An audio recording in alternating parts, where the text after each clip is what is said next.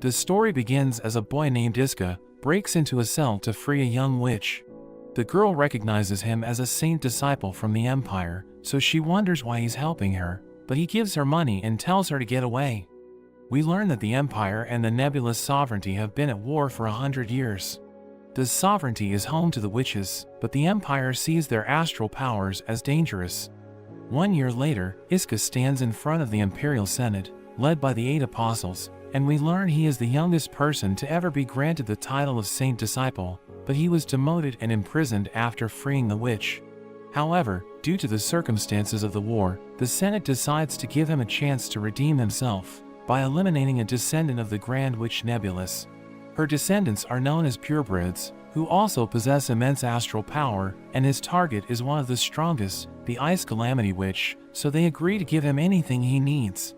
They set him free and return his swords, but he also requests to be reunited with his team. At a restaurant, we meet a boy named Jin, and he tells his sister Nene that Iska is being released, so they need to prepare themselves since they will be leaving for their mission. Jin meets with Iska, who thanks him for contacting everyone on short notice. Nene and their captain Miz also arrive, and Jin explains their mission. Iska mentions that he's only being released because of this mission, but Miz thinks he was set up by the 8 apostles. He's confused by what she means, and she explains how the Calamity Witch first appeared on the northern front, where she broke through their defense all by herself. She's considered the strongest astral mage in history, but Jin believes they will have an advantage because their enemy has no information on Iska since he was imprisoned right after he became a saint disciple. They soon arrive at a large reactor, and Miz wonders why only a few people are deployed there. Nene reveals that the reactor isn't complete because there have been many astral mage attacks, so their manpower is busy defending the front line. Jin notes that it's a cycle where the Empire makes a new reactor and the Sovereignty tries to destroy it, so the Empire makes even more weapons. Miz tells everyone that a unit is present on the front line, but they aren't fighting any astral forces and are expecting them to arrive soon. Suddenly, their truck is attacked by astral forces, which shocks Miz since they are still in Imperial territory, but Iska tells them that the frontline defense has been broken, which means they are being attacked by someone powerful. Jin is attacked by a fire blast, but Iska cuts through it using his sword, surprising the mages who attack them. Miz tells them to be careful, but Jin doesn't want her giving out orders since it will reveal who the boss is. He fires a bullet at them, but it gets blocked, and he sees that they're wind mages. Several other mages appear, and Jin realizes that they couldn't sense them because they were underground, whereas Iska thinks that there must be a powerful mage among them to use such a spell. Miz is confused why they are so calm, but it seems they already predicted this situation. Jin wonders if Iska can cut through all of them, and he says that it's possible if he gets his intuition back, telling Nene to back him up. Nene deploys anti-astral flares, and Jin starts firing his bullets. One of the mages tries to use a fire blast on Iska, but he dodges it and knocks him out. The other mage is shocked that Iska jumped out of the blast's range, and she tries to attack, but is defeated before she can do anything, and Jin defeats the remaining enemies.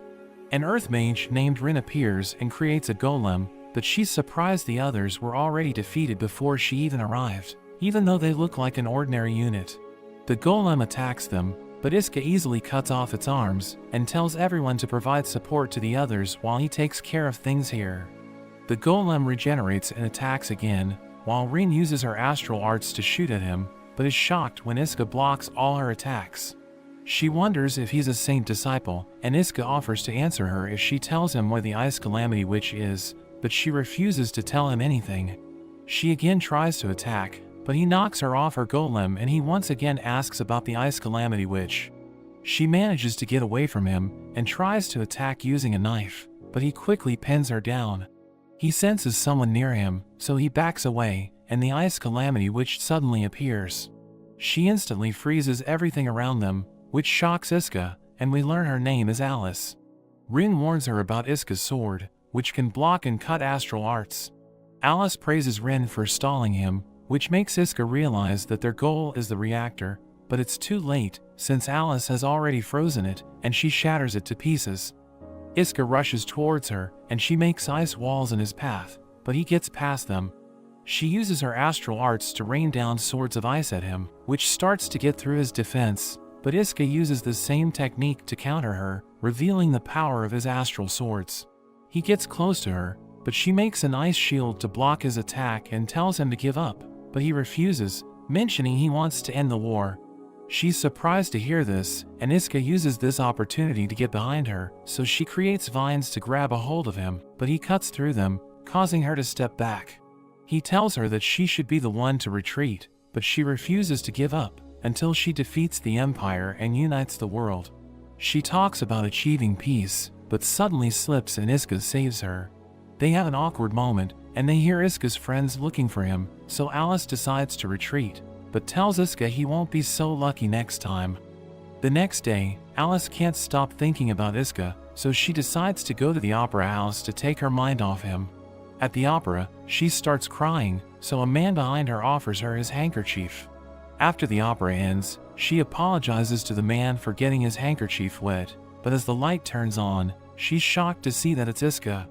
We cut to earlier that day, as Miss checks up on Iska, because she feels something is off with him, and he tells her how he can't stop thinking about the battle with Alice, which makes her think that it might have left an emotional scar on him. She mentions that when something is bothering her, eating barbecue helps her, but Iska doesn't think that would work for him. So she takes him to her room and gives him tickets to the opera, telling him that he needs to go out. Nene drives him to the opera, but he falls asleep during the ride and dreams about his master giving him his astral swords, and telling him not to lose them since they are the only hope of ending the war. They reach the opera, where Iska runs into Alice, and she thinks he's following her, so she gets ready to fight, but Rin stops her, because they're in the neutral city where any conflict is forbidden. Alice decides to leave, but worries that Iska might follow her, so Rin assures her that he didn't move until they had left. They go to a restaurant to take their minds off him, but the restaurant is fully booked, so they are asked to share a table with someone, and it turns out to be Iska, who assures them that he isn't following them, and reveals that he already had a reservation. Alice decides to eat with him, since it will look like she's scared if she leaves, but she tells Rin not to let her guard down. They both decide what to order, and they end up ordering the same thing. She wonders if he likes pasta, and seeing him talk about it, she feels like he really knows his stuff, so they start talking like friends, but Rin stops them from getting friendly. At night, Rin asks Alice not to tell anyone what happened, and seeing her keep Iska's handkerchief, she advises her to throw it away since it belongs to an enemy. But Alice thinks it's also her fault, because of Rin's ridiculous take on cooking pasta, which caused her to side with Iska. Meanwhile, Iska dreams of being in a train crash caused by monsters, but Alice comes to his rescue. The next day, Iska and the others are in the middle of training, when a woman named Risa interrupts them. Jin wonders what she's doing there, so she reveals that they will be under her command for the next mission. Risa tells them she read the report of the last mission, and can see that everyone's intuition is sharp, but she heard that Iska's having a hard time sleeping, so she gives him a ticket to an art exhibition. Meanwhile, Alice meets with her mother the Queen, who asks her about her fight with Iska.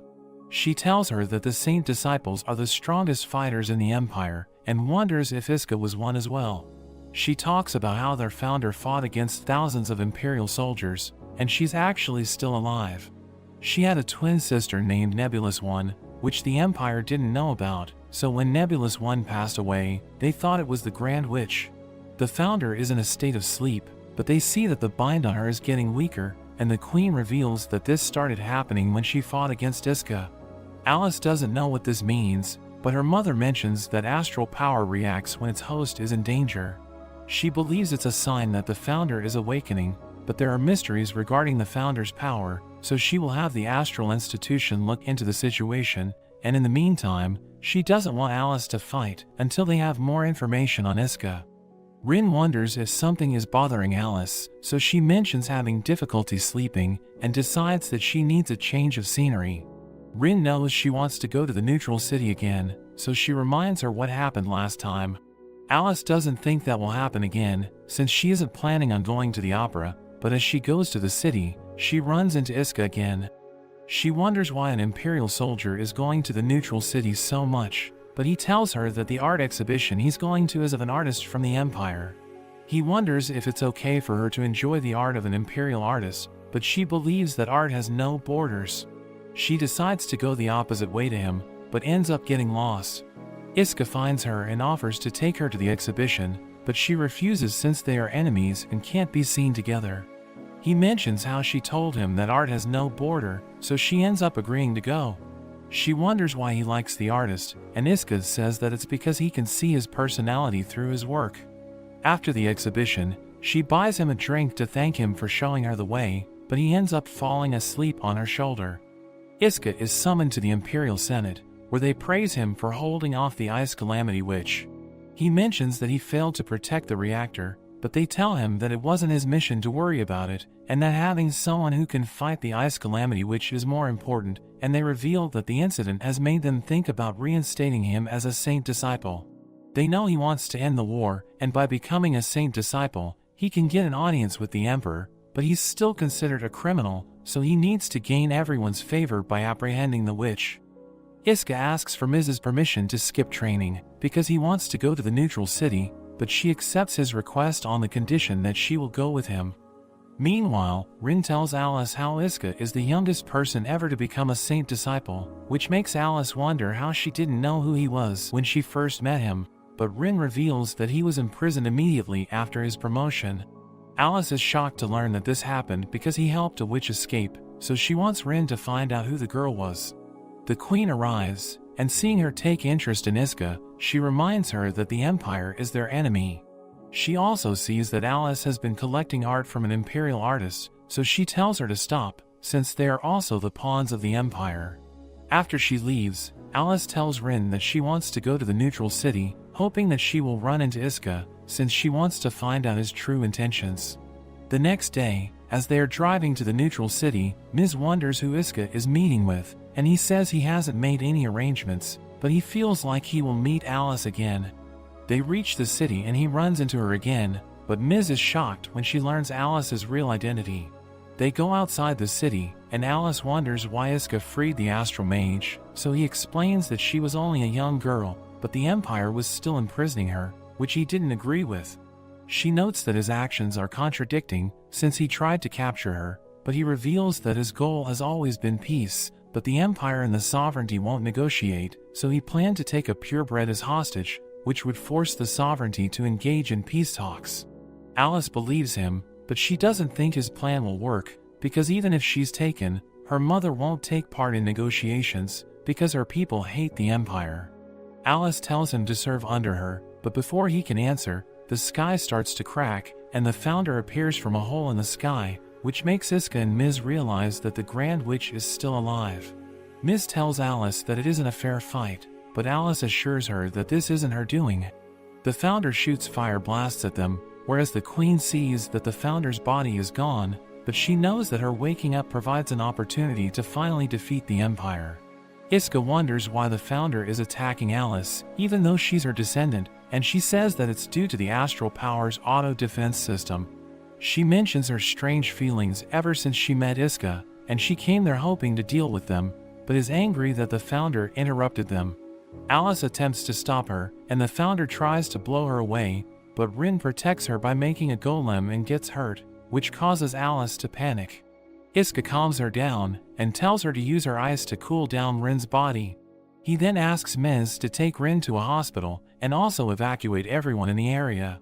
Iska takes out his swords, and seeing them makes the founder wonder if they were the reason that she awakened. She mentions that the swords belong to Crosswhile, which surprises Iska, as he wonders how she knows his master. She starts blowing up the ground, but Iska and Alice manage to stop her attacks. Alice declares that she isn't the hero of the Sovereignty anymore, since she hurt a fellow astral mage without any thought, but the founder tells her that she can't save the world by being a hero, so she will be a witch that destroys the Empire. They tell her that she might have been the hope for all astral mages in the past, but seeing her actions has made them realize that there's no longer a place for her in the world. They rush toward her, but she forms wings on her back and keeps attacking with fire blasts. She also uses ice and earth magic, and makes a lion that tries to attack them, but it's frozen by Alice. She uses wind to blow them away, but Iska stabs his sword into the ground, and also holds onto Alice. She tells him to let her go since his arm is getting injured, but he just smiles and mentions how they have the same goal, so they should work together to defeat her. Alice starts shooting ice arrows at her, but she blocks them and blows her away. Iska attempts to get closer, and she tries to stop him by shooting fireballs at him, but he cuts through them, while Alice creates stairs to help him reach the founder. She shoots a fire arrow at him, but he uses Alice's shield to block the attack, and manages to cut her down. After that, Iska tells Alice he can't accept her offer to work for her, which means they are still enemies, but they both are tired from the fighting and agree to have a temporary truce for the day. Risa tells Miz that the joint training for their next mission will begin soon, so they should enjoy the time that they have left. Miz and the others go to a casino, and she's worried that the mission will be dangerous. The others wonder why Miz wanted to come to a casino, and she reveals that she wants to win the jackpot and buy a tank, so they all can escape if something happens on their mission. Alice and Rin also arrive at the casino, and Alice mentions that she has no interest in gambling. She wanted to go to the neutral city, but Rin knows she only wants to run into Iska. She takes her to try the slots, but she can only think about picking a date for her battle with Iska. Rin tells her she doesn't need to pick a date like a wedding, but the idea of her marrying Iska makes her blush. Rin forces her to play the slots, and she decides to go along with it, since she thinks she won't run into Iska there. She wins the jackpot on her first try, and Nene comes to congratulate her, but mentions how they wanted to buy a tank, so Alice decides to share her winnings, since she doesn't need money. Nene tells everyone how a beautiful blonde girl shared her winnings with her, but Iska thinks it couldn't be Alice. On their way back, Alice comes across a fortune-telling shop, where she asks when she will meet Iska again. The owner tells her that he's close by, and mentions that a strong bond connects them that no one can break.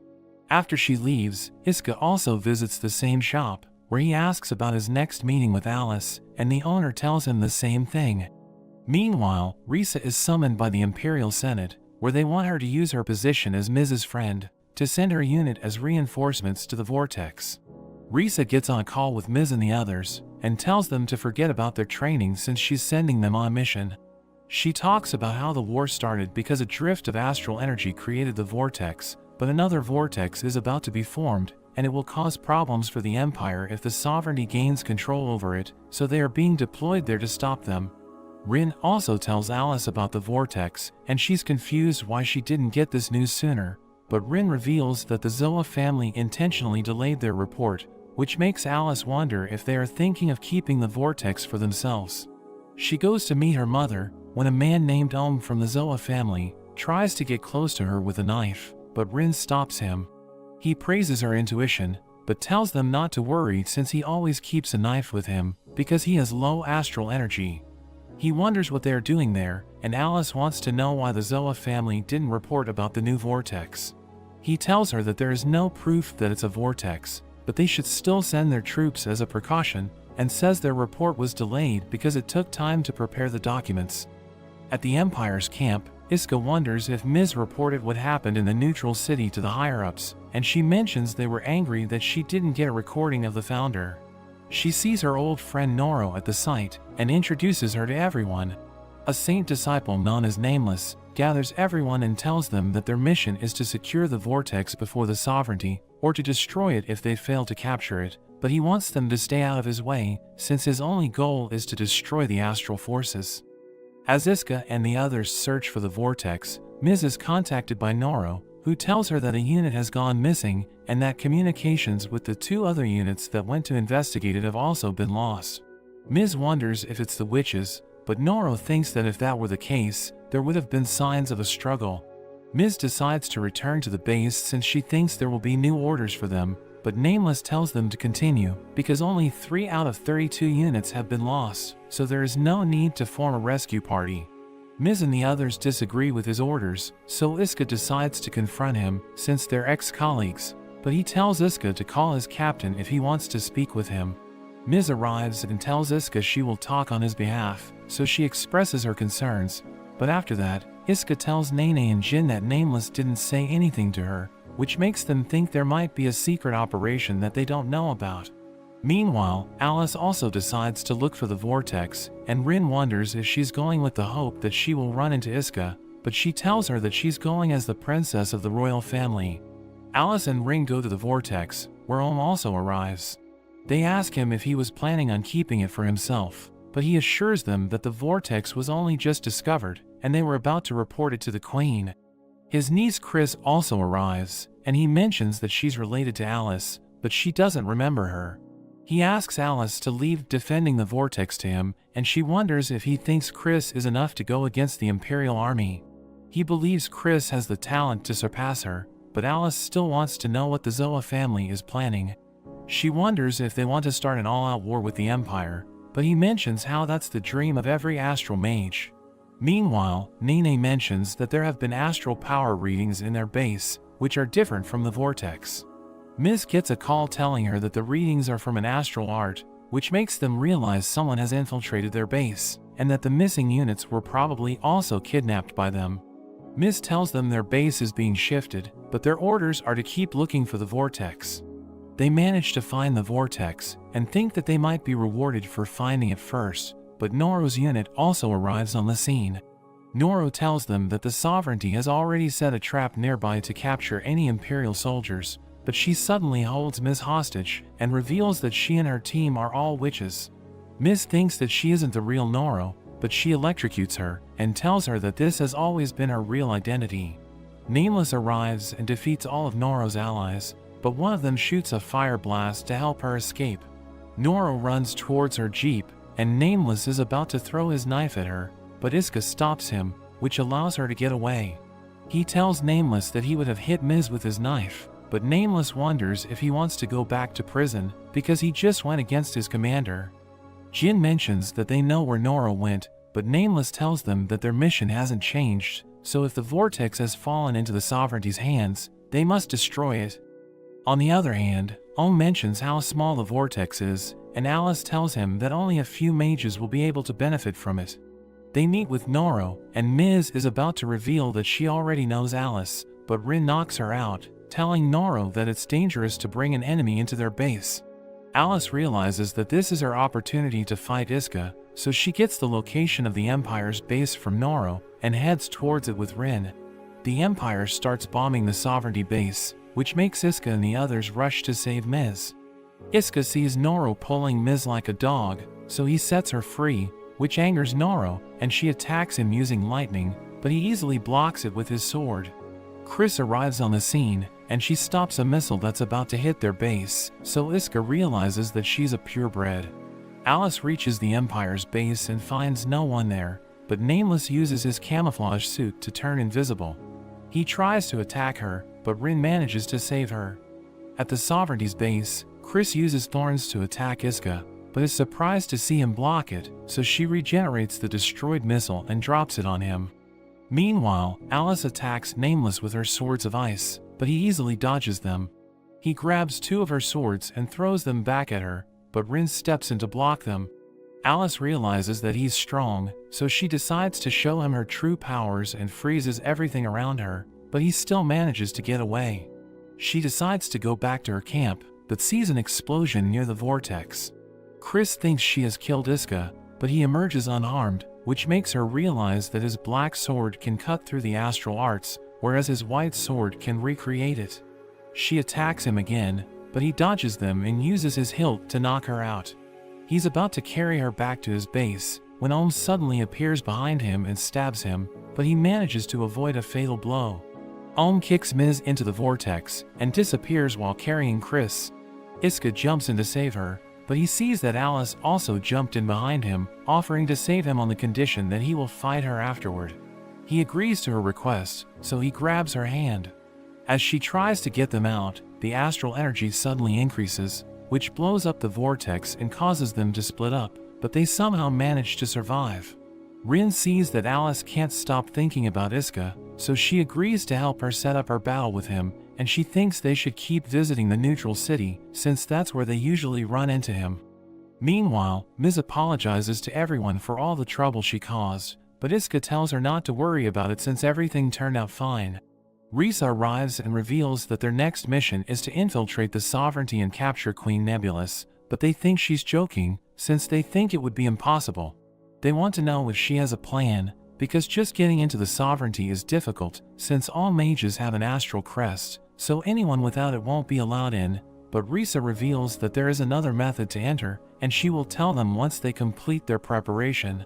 At the neutral city, we learn Alice has been trying to find Iska for 3 days, so Rin wonders if he died in the vortex explosion, but Alice believes he's still alive. She tells Rin to split up to look for him, and Rin thinks about how Alice is in line to be the next queen, but there are others looking for the opportunity to grab the throne, so she should be spending her time gathering support for herself, rather than looking for Iska. On the other hand, Iska and the others are still wondering how Risa plans on getting them into the Sovereignty, because it's difficult even for a neutral city citizen, so it should be impossible for Imperial soldiers. They see that Miz is having problems with her shoulder, so they tell her to take off her jacket so Nene can treat her, but as she does, they're shocked to see that an astral crest has appeared on her shoulder.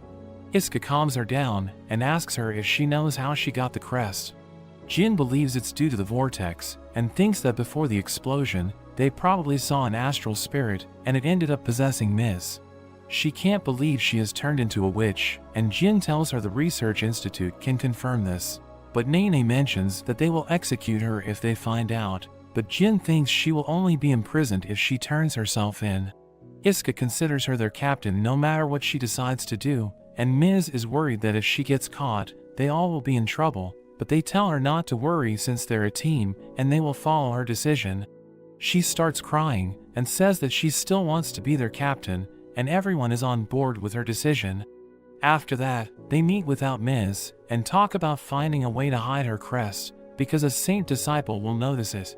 Jin talks about how she might be executed if her crest is revealed, and Nene thinks it might be different for her, but he reminds them how they just had an incident with Noro, so they will most likely think she's also a spy. The next day, Iska takes Miz to the neutral city and apologizes to her because it looks like they are trying to hide her from everyone else, but she mentions how this is the only place she feels free, since her crest doesn't matter there. He wonders if the Empire was this peaceful 100 years ago when they were dominant over the world. He talks about how they became scared when they discovered astral power, so they started to oppress those who had it, which led to the war. He still believes they can end the war, and assures Miz that there will be a day when she won't need to hide her crest anymore. Miz leaves to get them something to drink, but he still wonders how the war can end, because he knows that if he completes their next mission and captures the Queen, the Empire will never let her go, which will further fuel the war. Meanwhile, Alice is still looking for Iska, and finally manages to find him, telling him she's been looking for him for days. He tells her to sit with him, but she refuses because she's afraid Rin might see them. She's glad that he didn't die in the incident, and he talks about how something happened in his unit that has been bothering him, but refuses to say more since they're enemies, so she mentions that they're in the neutral city, and he can trust her. Rin interrupts them and gives them both a drink, but as Iska drinks it, he falls asleep. Rin reveals she put a sleeping pill in his drink, and thinks Iska would view it as the Sovereignty attempting to poison him, so he would stop speaking freely with Alice. Rin proposes taking him into their custody, and Alice is against this idea, but when Miz returns, Alice declares that Iska is her enemy, so she's taking him in. Miz rushes towards her, but her crest starts acting up. Alice freezes her path to stop her, and she takes Iska with her, while Risa reports to the Emperor that Iska has been kidnapped by the Calamity Witch. On their way back, Alice orders Rin not to take Iska to the central province of the Sovereignty, so she decides to go to the nearest Nebulis territory. The Imperial Senate tells Risa to keep working on her secret operation because Iska's kidnapping doesn't affect their plan, but the Emperor tells her to stop. They wonder what to do next, and Risa mentions Iska has been taken to Alcatraz, where the heretical demon Salinger is also being held, so they can use this opportunity to free him since he was imprisoned for going against the previous queen. Risa meets Miz and the others, who wonder if they are allowed to save Iska, but Risa reminds them of the astral power trial that they need to pass to enter the Sovereignty. She takes out a gadget that emits astral energy, and as she applies it to Nene, an astral crest appears on her hand. Risa explains that the gadget emits concentrated astral energy to stamp an astral crest, but it only lasts for a week. Jin takes the gadget and applies it to Miz's shoulder, since she already has a crest on it. Risa tells them to look for Iska in Alcatraz after entering the Sovereignty, and the other units will use the opportunity to sneak into the palace and capture the queen. On the other hand, Alice and the others reach Alcatraz, but Alice starts poking Iska to see if he's really asleep. A cat runs in front of their car, which leads to Iska falling onto her chest, causing her to be embarrassed. Iska wakes up, which surprises Rin, since the pill she gave him should have put him to sleep until the next day. Alice mentions that he's in her custody, and it's his own fault for drinking the juice, but Iska is disappointed that she used such a dirty trick to capture him. Alice mentions Rin acted on her own, but Rin also blames him for falling for her trick. They go to a hotel room, and Rin tells Iska that he's in the Sovereignty where he has no allies, so there is no point screaming for help. Rin reveals she booked another room, and proposes to keep Iska chained up, but Alice refuses her idea, because she doesn't want people to think she treats her prisoners poorly. Rin can't allow her to stay in the same room as him, so she asks her to stay in the presidential suite, while she stays with Iska. Miz and the others manage to enter the Sovereignty, and they are contacted by Risa, who explains how the province is a prison sector that prospers by taking money from other nations to imprison their convicts. Jin wonders if the criminals are astral mages, and Risa is about to tell them about Salinger, but she stops herself.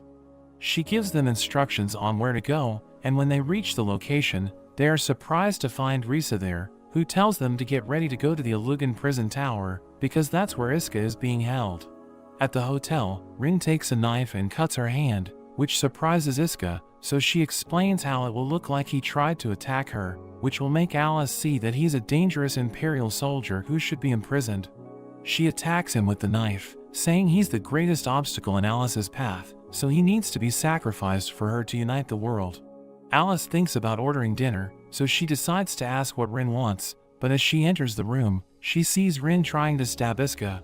He tells Rin that Alice is back, and she thinks he's just trying to distract her, but is shocked when Alice stops her. Meanwhile, Jin mentions how the prison tower is heavily guarded, and they barely manage to get in thanks to Risa, who went on her separate way. Miz wonders if Iska really is there, or if there's another goal. At the hotel, Alice chains herself to Iska, and she blames the situation on Ren. Iska wonders how they will go to the bathroom, which makes her call him a pervert, and she thinks this was his intention all along. She suddenly has to go to the toilet, so Rin takes her place and chains herself to Iska, who wonders what their plans are for him. Rin mentions that her idea would be to keep him imprisoned there forever, since he rejected Alice's offer to work with her. Alice comes out in a towel, forgetting that Iska was there, which makes her embarrassed, but Iska is amazed to see the crest on her back. She wonders what goes through his mind when he sees it, because the Empire thinks of it as a disease and a curse. She doesn't care what they think because she's proud of her crest, but for some reason, she wants to know what he thinks of it. He mentions how Miss turned into a witch, but he doesn't care about it and he still respects her. Alice wonders what he thinks of her if he doesn't care about the crest, so he says that he sees her as his rival. She's happy hearing his answer, but accidentally drops her towel, and Iska asks her to put something on. She starts blushing, but says that as her rival, he should also show her his body, so she tries to take off his clothes. Meanwhile in the prison tower, Risa comes face to face with Salinger. She isn't sure if he's the real deal, because the Emperor told her he was imprisoned 30 years ago, but he still looks young. She offers to break him out of the prison in exchange for his help in capturing the Queen, and he accepts her offer. At the hotel, Alice sees that Iska isn't sleeping, and thinks that he must be uneasy since he's in enemy territory, but he's just admiring how peaceful the night view is. Alice mentions that within the view, there are prisons holding violent criminals, and Iska wonders if the criminals are mages, but she tells him that not all the criminals have astral spirits. She reveals that in the Alugan prison tower, the nation's worst criminal Salinger is imprisoned at its deepest level. She calls him a demon, and Iska wonders if it's because he's a criminal, but she reveals that it's his punishment for betraying the nation.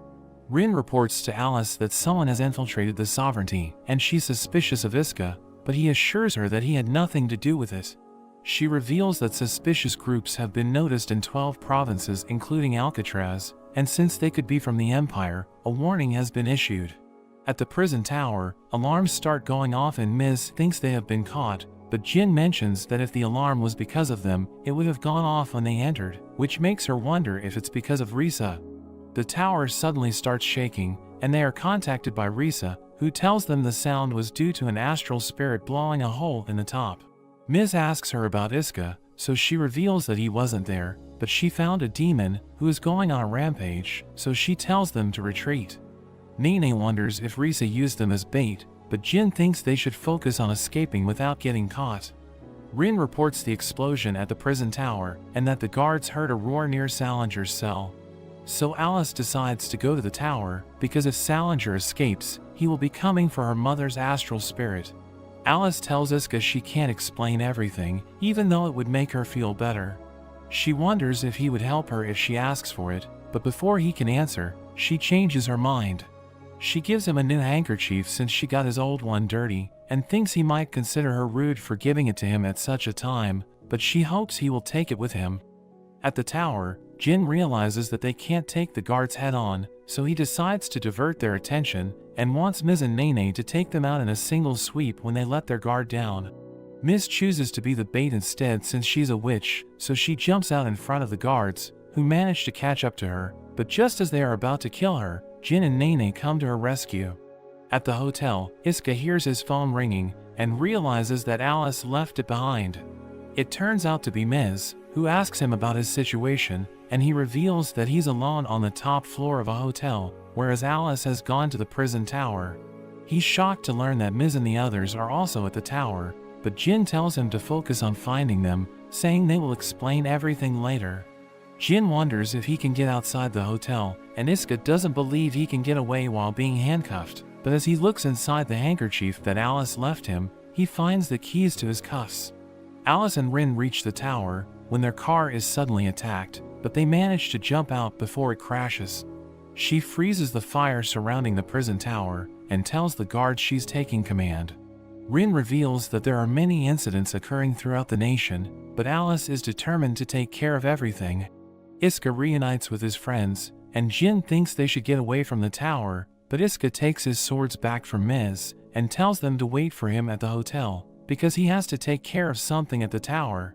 Rin runs into Salinger, who's surprised to see that a maid is capable of fighting, but Rin refuses to introduce herself and calls him a traitor for trying to steal the Queen's astral spirit, which offends him, because he believes that as the astral king, it's his right to collect astral spirits.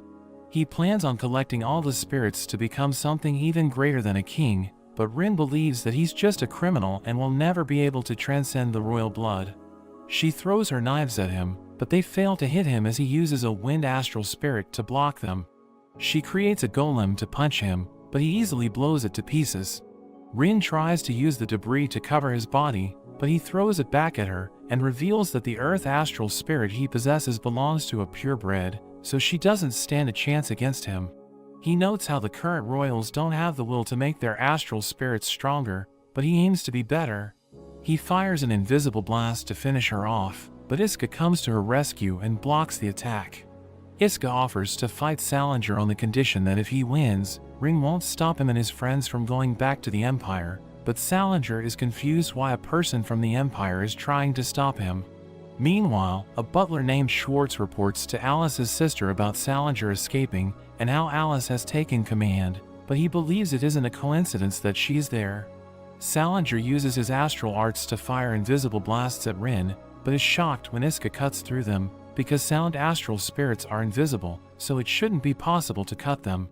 Iska reveals that even though they might be invisible, he can predict them by noticing the flickering of the flame around them, and Salinger is impressed by how much he has heightened his senses. Rin tells Iska to keep his guard up, revealing that Salinger's astral spirit is water reflection, which captures other astral spirits, but Salinger blows her away to stop her from giving Iska any more information. He attacks again with his sound astral spirit, but Iska dodges and rushes towards him. He manages to get close, and tries to slash him, but isn't able to get through the barrier of wind around him. Salinger tells him he missed his chance, because his sword won't reach him again, but Iska is confident that he will break through the barrier. Iska rushes at him again, and Salinger breaks the ground to stop him, but Iska manages to get close to him. Salinger dodges his attacks and blows up the ground, but Iska avoids it thanks to Rin warning him. She wonders how many more cards Salinger has up his sleeve, which makes him laugh, because he hasn't shown them anything yet, and he tells them that an astral spirit's true power is far greater than they can imagine. Meanwhile, Alice tells the prison guards to keep looking for Salinger, but she's attacked by Nameless, who tells her to give up, because no one can stop Salinger. She attacks him with ice spikes, and tells him to fight with everything he's got, but he turns invisible, saying that his mission is to make sure Salinger gets away. Alice finds Salinger, but is shocked to see him fighting Iska. Salinger uses his water astral arts, and reveals that he can combine two astral spirits, which raises them to a higher level. He shoots a fire blast covered in ice, and Iska cuts through it, but it only makes the attack stronger. Iska is engulfed by the fire, and Rin wonders if this is the reason Salinger collects astral spirits, but he reveals it's just a side product to his ultimate goal.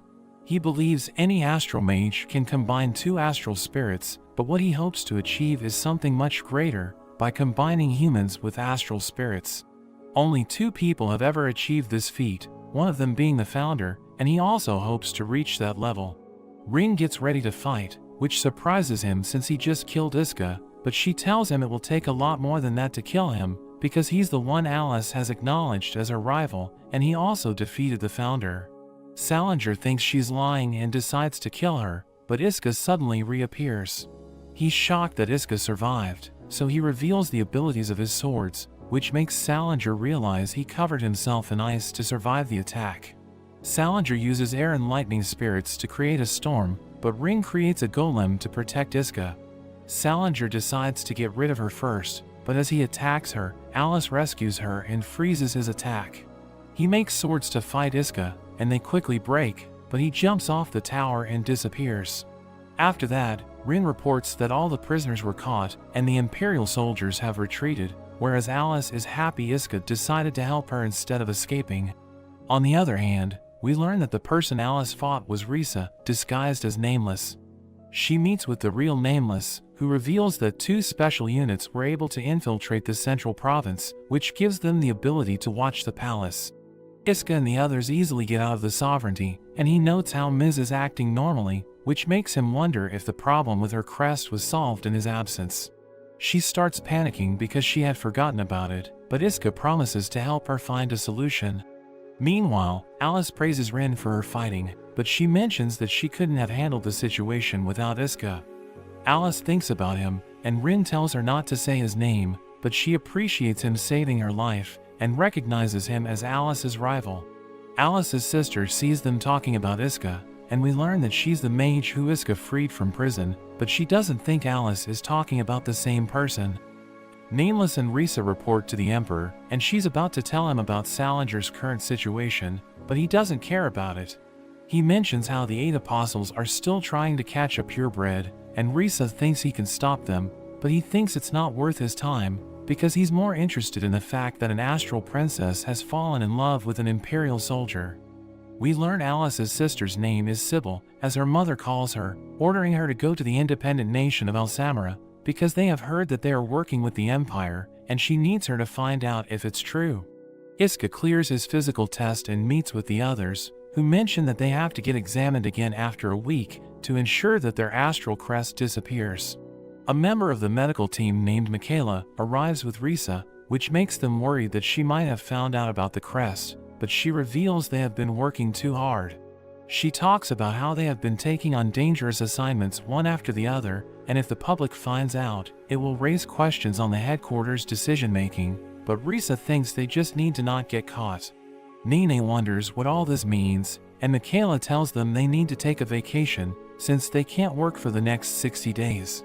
After they leave, Miz is happy, because their astral crest checkup will also be delayed, which gives them more time to deal with it, and they decide to leave the Empire for the time being. Meanwhile, Alice gets bored doing paperwork, and wants something exciting to do, but Rin mentions she's had more than enough excitement just a few days ago. They hear a sound signaling someone's return, and Alice thinks it must be for her sister Eltir, which makes Rin think that her campaign to get more voters on her side must be going well since she has returned so soon. They decide to go and greet her, and they run into Sybil, but she turns away from them, which makes Rin mention how she's like a different person these days, because she used to be more energetic and curious in the past. Alice doesn't find it strange, because things have been getting awkward in the palace, with the ministers discussing who will be the next queen. The environment even makes Alice want to leave the palace, but Rin tells her she can't, because powerful mages have been gathered in the central province, and the queen plans to assign them throughout the nation due to the threat of an empire invasion. Alice thinks this further proves that she should leave, but Rin tells her that Sybil is already going, so she needs to stay there. Sybil prepares to go to Elsamara, and Schwartz wonders if she's okay with just him as her bodyguard, but she mentions he's the only one she can trust in the palace. She thinks about her nightmare, where someone comes after her mother, and she believes it will soon come true. Eltir meets with Ohm, and mentions that someone close to them is working for the Empire. He wonders if she has any proof, so she tells him that the person hasn't fully become the Empire's pawn yet, but she can't let things keep going on like this, so to help her, he asks who the person is.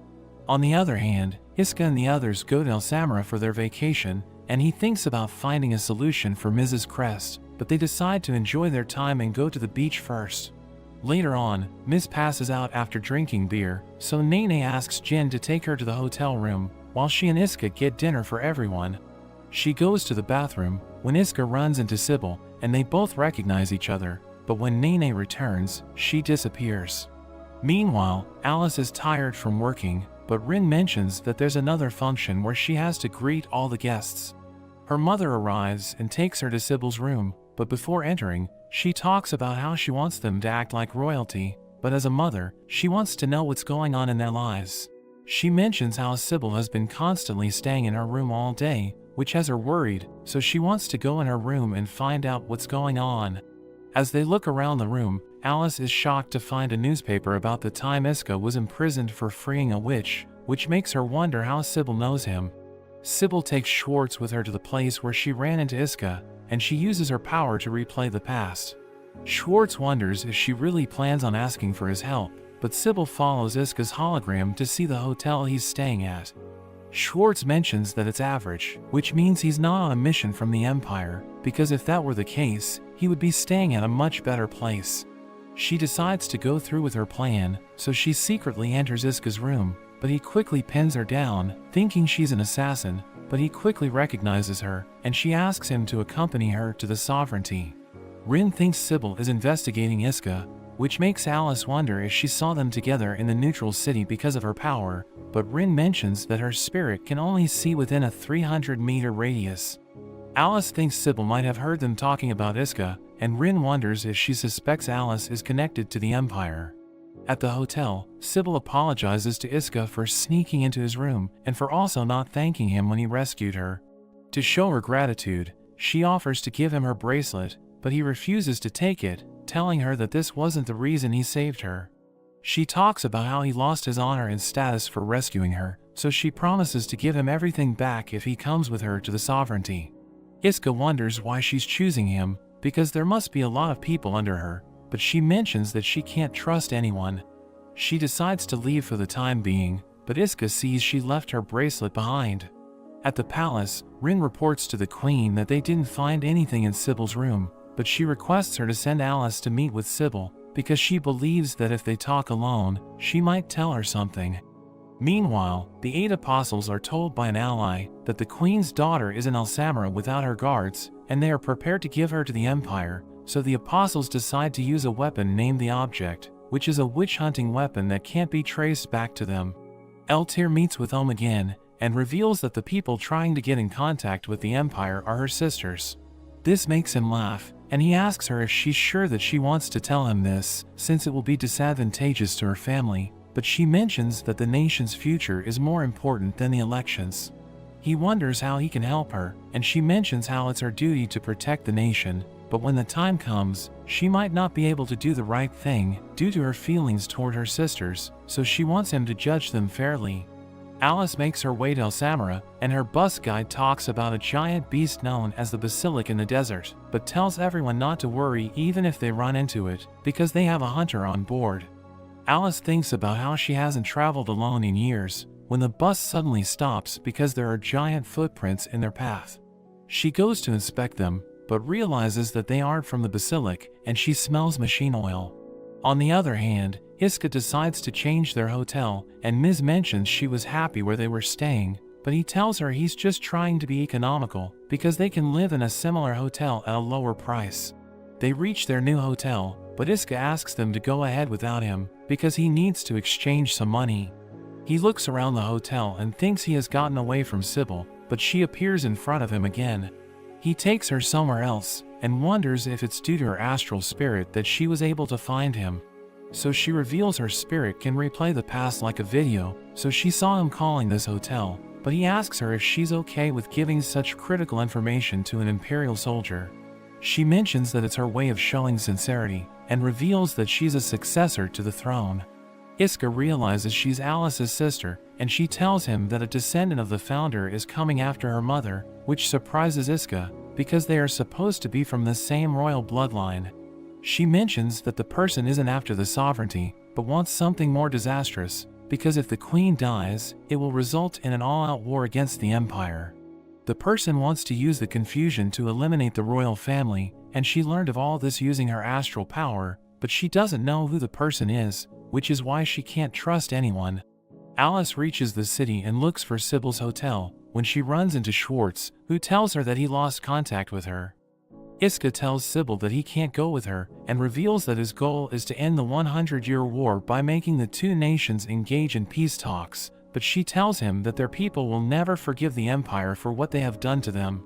Ulm suddenly appears with his men, and Sybil tells him not to jump to conclusions, because she's just trying to recruit Iska to help find a traitor, but he says she's the one who has betrayed the sovereignty. He takes out a recording device, and she realizes that he doesn't care about the truth, but just wants leverage that can help the Zoa family in the election. Iska wonders why he's doing this, since they are supposed to be on the same side, and he wants him to listen to her reasoning, but he doesn't care, since what she did is a crime. He orders his men to capture her, so she tries to run away, but suddenly gets attacked by the object. Iska tries to stop Ulm's men, but he attacks him when Jin and the others also arrive. Ms. remembers that he was the one who kicked her into the vortex, and she wonders why he's there, but he mentions he doesn't have time to chat. The object scans the surrounding astral energy and detects Miz's astral crest as well, but prioritizes capturing Sybil. She tries to run away, and the mages shoot fire at the object, but it has no effect, as it easily swats them away. It catches up to Sybil and prepares to shoot an energy blast, while Ulm thinks that even though there are some unexpected people, he can still make it work in his favor. Jin shoots a warning shot at his feet to keep him from running away, but he notes how he only wants to take Sybil back, and is confused why they would protect her, but Jin mentions they want revenge for him kicking Miz into the vortex. He orders his men to attack, and they start shooting fire at them, but Miz thinks they can't fight in there since they're in a neutral nation, but Ulm doesn't care since everything will be blamed on the losing side. The object fires an energy blast at Sybil, but Iska cuts it in half, and Nene tells him to stop it before it sends Data back to the Empire. She tells Iska to buy her some time, so he attacks it, but his swords aren't able to pierce its outer layer, and it knocks him back with its tail. It rushes towards Sybil, but Iska saves her again, which confuses her as to why he's helping her, because he said he wouldn't become her ally, but he mentions having reasons that he can't tell her. Nene fires missiles at the object, and seeing the explosion, Miz and Jin decide to help them, but Ulm appears behind Jin and starts attacking him with his knife. Jin manages to get a hold of his hand, but he teleports the knife to his other hand and cuts his arm. He sees Jin can't use his sniper rifle anymore, but he takes out a pistol and shoots him. However, Ulm gets lucky, and the bullet hits the recorder in his pocket, but it also destroys the only evidence he had against Sybil. He starts spilling gasoline around them, and orders his men to light it on fire, but their magic doesn't work. He feels a wind, and realizes that it's coming from Miz, and he's surprised that she turned into a witch after falling into the vortex. As he's distracted, Jin manages to shoot him, breaking his mask, so he decides to retreat. Meanwhile, the object switches to its secondary source of power, and starts gathering light as it prepares to attack. Nene is confused by what this light is, and Sybil reveals that it's astral energy, so Iska wonders what's inside the object's body. It fires the attack, which destroys everything in its path, but they manage to avoid it. However, they're shocked when it starts reloading to fire again. Nene tries firing more missiles, but it destroys them before they can reach. Iska tells her to meet with Jin and Miz and evacuate the area, because the fire from the attack is spreading. Iska rushes towards it, but he isn't able to get close enough to attack, so Sybil uses her astral powers to replay a sandstorm that happened there. The storm acts as a smoke screen, which confuses the object, and Iska uses this opportunity to stab it. The object falls, and they think that it's finally over, but something else comes outside from its body and grabs Sybil. Iska tries to stop it and he's no match, but Alice comes to his aid and rains ice down at it. She thinks it's an astral spirit, which makes Iska wonder what the Empire is planning on doing with such a weapon. Alice binds it with her ice vines, and creates platforms for Iska to reach it, but before he can attack it, it breaks free. It fires an energy blast at them, but Alice blocks it by making a shield. It starts destroying everything around them, and they decide to work together, but they still aren't able to get close to it, so Alice makes an ice wall to protect them. They prepare their ultimate attacks, as the spirit breaks through the wall, and they combine their powers together, overwhelming the spirit's attack, and they turn it to dust. Sybil is released, and when she wakes up, she wonders what Alice's relationship is with Iska, but she says she doesn't know him at all. Sybil knows she's lying, so she calls Iska her dream knight, but he hears his friends looking for him, and uses this as an excuse to get away from the awkward situation. Meanwhile, Risa is impressed to learn that Iska defeated the object, and we see the Emperor meeting with Salinger. At the Sovereignty Palace, the Queen confronts Eltyr for leaking information about Sybil, and she wonders if she's even the real Eltyr. Alice and Iska wonder how they keep running into each other, and Alice tells him to pretend not to know her in front of people from the Sovereignty. He agrees to this, and she finds it exciting since they have a secret. They share a moment together, but they both turn away, and look forward to the next time they meet. But that's where this video ends. Remember to like and subscribe to the channel. Thanks for watching, and I'll see you next time.